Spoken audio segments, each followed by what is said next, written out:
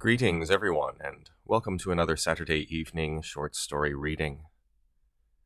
Sometimes you think you know where a short story is going, and then it takes an unexpected and existential turn. I'm thinking in particular of Robert W. Chambers' short tale In the Court of the Dragon, as well as Harlan Ellison's little piece, How Interesting a Tiny Man. Tonight's story is perhaps one of these. It's by Zenna Henderson, and it's called Walking Aunt Daid. So, settle in and join me for Walking Aunt Daid by Zenna Henderson.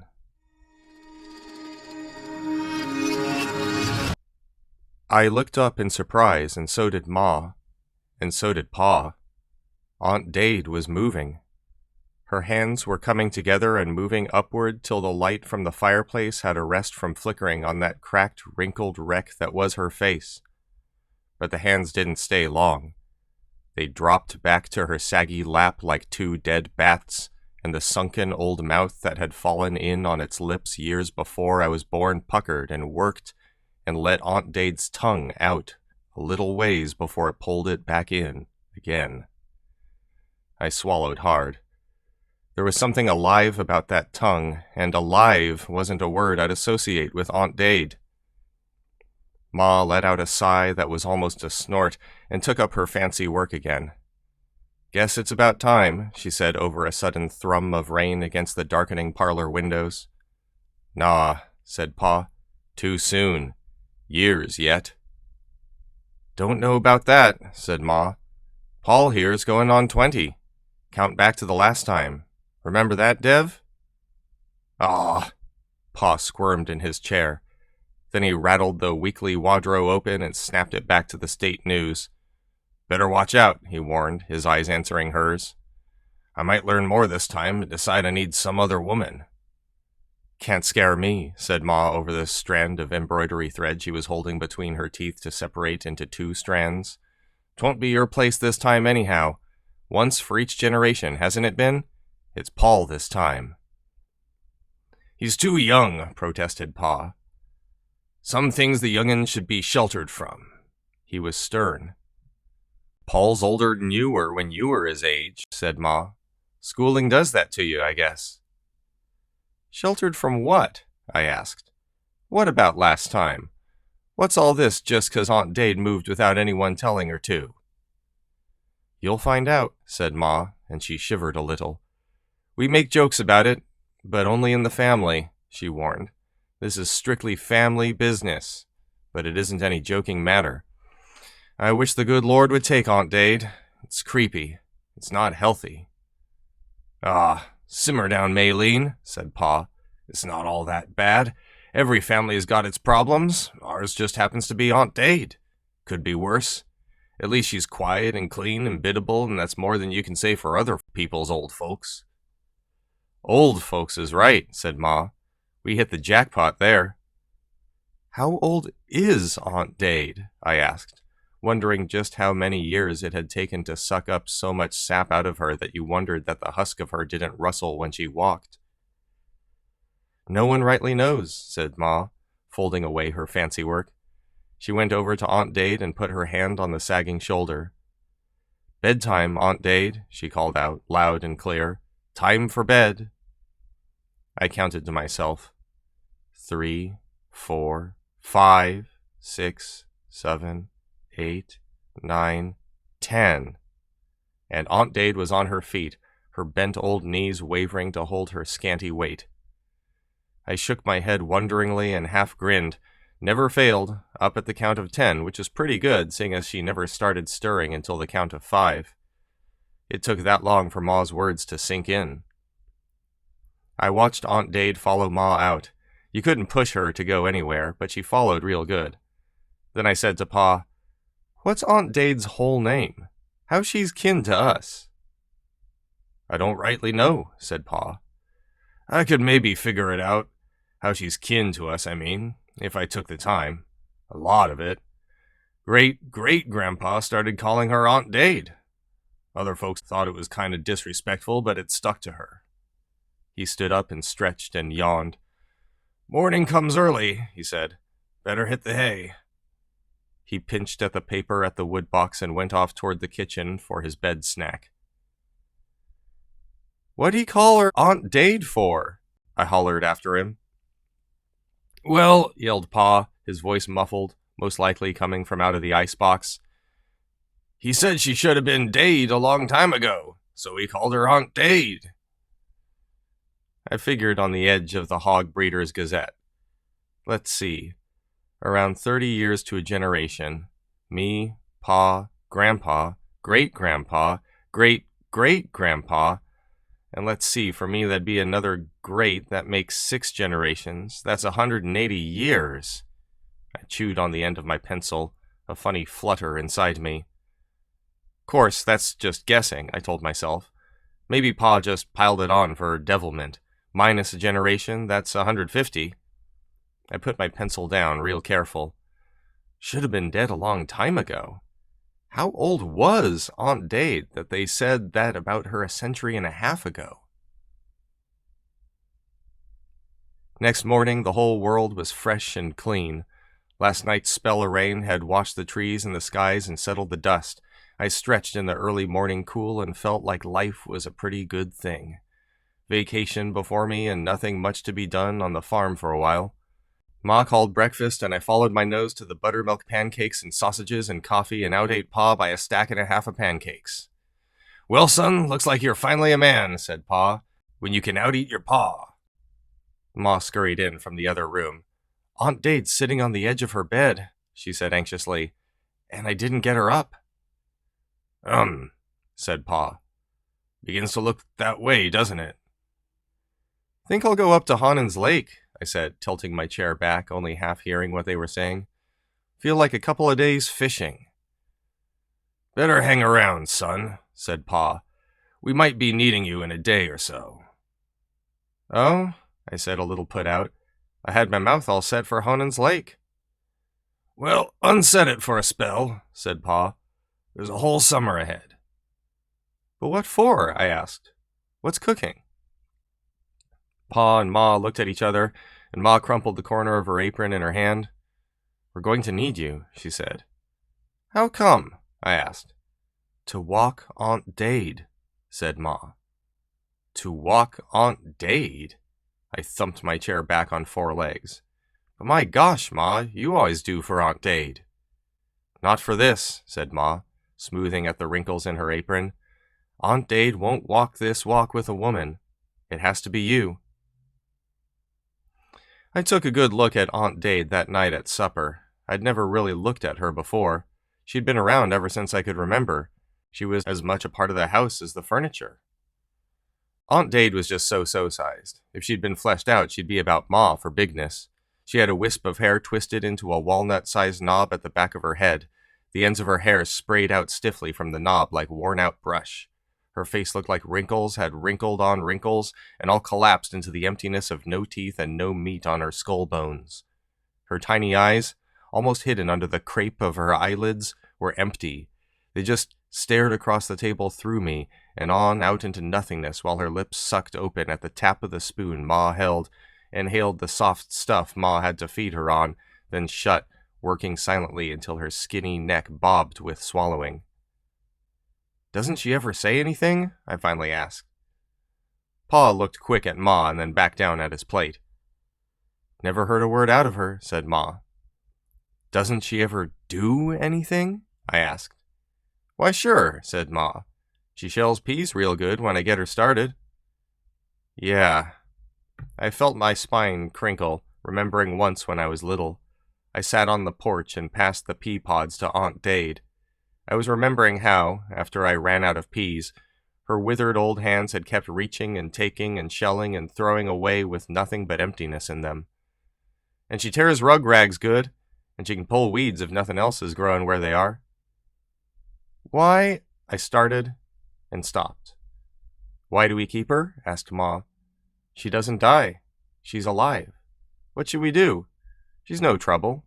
Not much, anyway." "Put her in a home somewhere," I suggested. She's in a home now, said Ma, spooning up for Aunt Daid. And we don't have to put out cash for her, and no telling what happened to her. What's this walking business, anyway? Walking where? Down hollow, said Pa, cutting a quarter of a cherry pie. Down to the oak. He drew a deep breath and let it out. And back again. Why down there? I asked. Hollow's full of weeds and mosquitoes. Besides, it's spooky, said Ma, smiling at me. Well, yes, spooky, I said. There's always a quiet down there when the wind's blowing everywhere else, or a wind when everything's still. Why down there? That's where she wants to walk, said Pa. You walk her down there. Well, I stood up. Let's get it over with. Come on, Aunt Daid. She ain't ready yet, said Ma. She won't go till she's ready. Well, Pa, why can't you walk her then? I asked. You did it once. Once is enough, said Pa, his face shut and still. It's your job this time. You be here when you're needed. It's a family duty.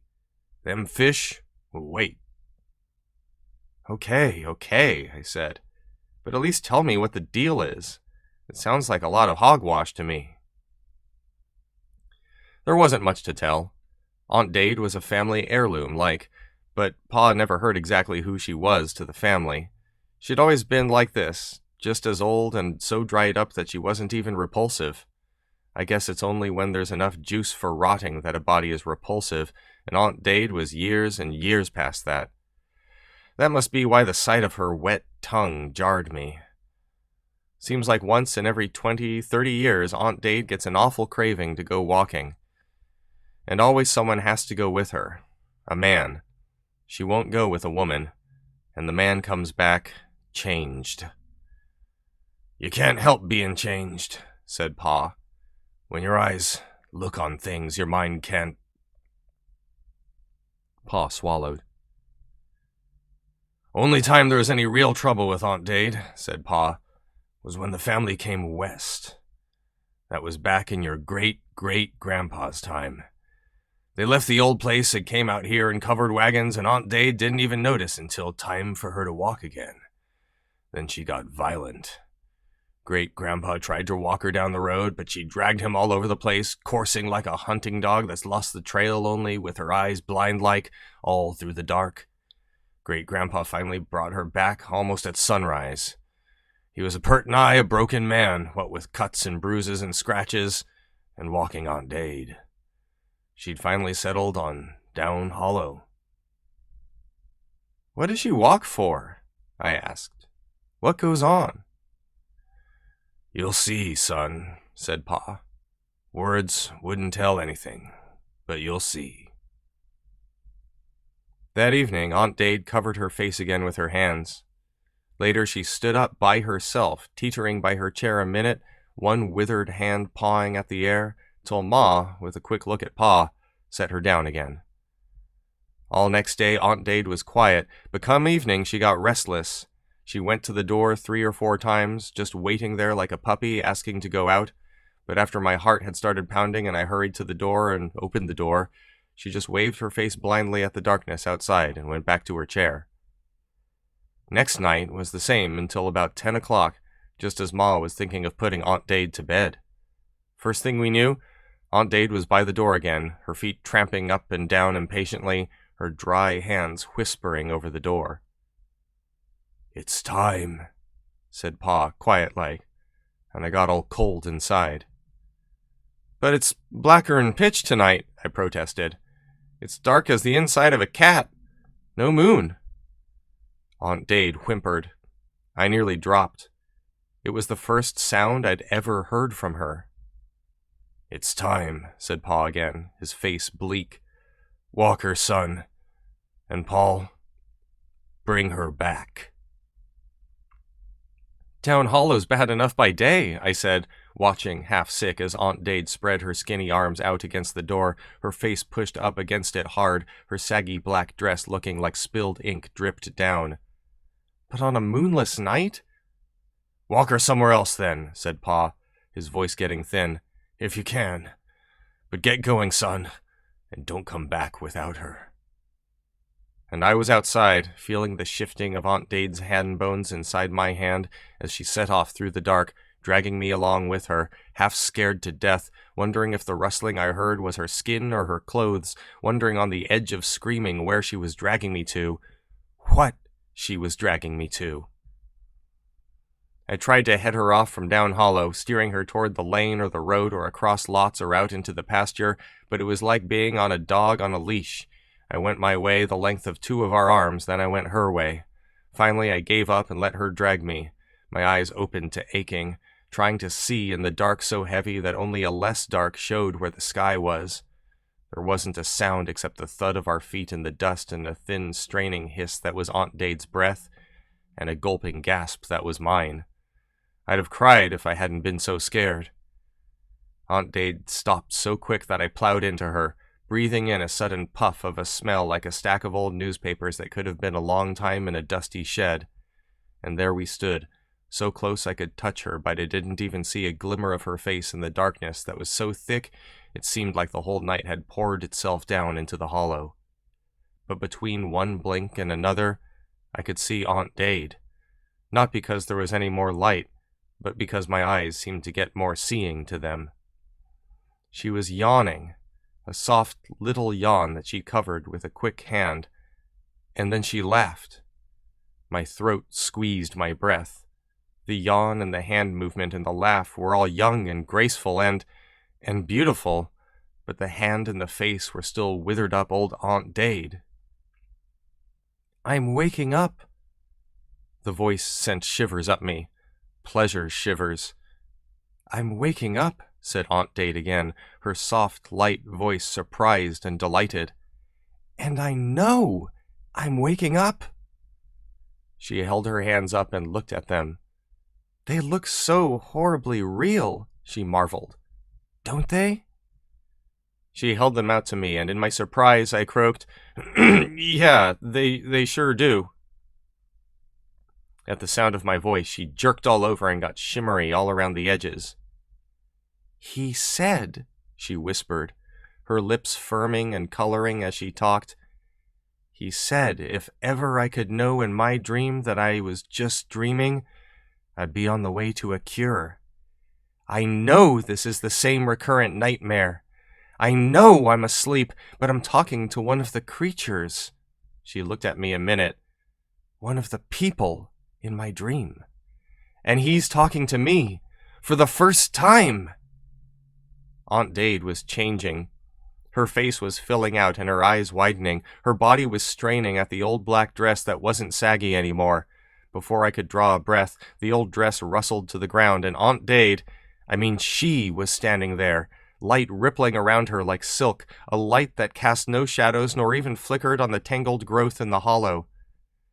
It seemed to me that I could see into the light, farther than any human eyes ought to see, and all at once the world that had always been absolute bedrock to me became a shimmering edge of something, a path between places, or a brief stopping place, and the wonder that was the existence of mankind wasn't unique anymore.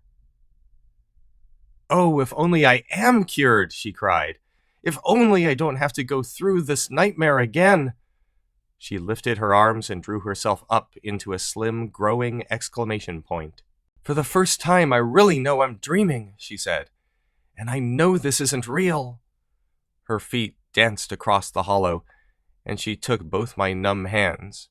"You aren't real, are you?" she asked. "None of this is it? All this ugly, old, dragging—" She put her arms around me and hugged me tight. My hands tingled to the icy fire of her back, and my breath was tangled in the heavy, silvery gleam of her hair. "Bless you for being unreal," she said, "and may I never dream you again." And there I was, all alone in the dark hollow, staring at hands I couldn't see, trying to see the ice and fire that still tinged on my fingertips. I took a deep, shuddery breath and stopped to grope for Aunt Daid's dress that caught at my feet. Fear melted my knees, and they wouldn't straighten up again. I could feel terror knocking at my brain, and I knew as soon as it could break through, I'd go screaming up the hollow like a crazy man, squeezing the black dress like a rattlesnake in my hands. But I heard Pa saying, "Bring her back." And I thought, all my grandpas saw it too. All of them brought her back. It's happened before. And I crouched there, squinching my eyes tight shut, holding my breath, my fingers digging into my palms, clutching the dress. It might have been a minute, it might have been an hour, or a lifetime before the dress stirred in my hands. My knees jerked me upright, and I dropped the dress like a live coal. She was there again, her eyes dreaming shut, her hair swinging like the start of music, her face like every tender thing a heart could ever know. Then her eyes opened slowly, and she looked around her. "Oh no!" she cried, the back of her hand muffling her words. "Not again! Not after all this time! I thought I was over it!" And I heard her crying in my arms, all that wonderfulness against me, all that softness and sorrow. But she pulled away and looked up at me. "Well, I'll say it again so I won't forget it," she said, her tears slipping from her face and glittering down through the dark. "And this time it'll work. This is only a dream, my own special nightmare. This will surely be the last one. I have just this one night to live through, and never again. Never again. You are my dream. This is all a dream." Her hands touched the wrinkles that started across her forehead. The old black dress was creeping like a devouring snake up her, and her flesh was sagging away before it as it crept. Her hair was dwindling and tarnishing out of its silvery shining, her eyes shrinking and blanking out. "No, no!" I cried, sick to the marrow to see Aunt Daid coming back over all that wonder.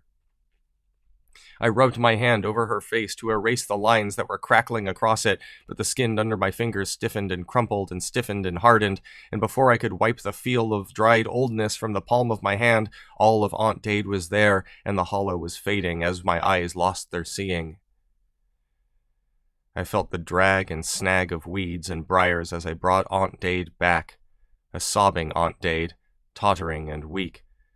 I finally had to carry her, all matchsticky and musty, in my arms.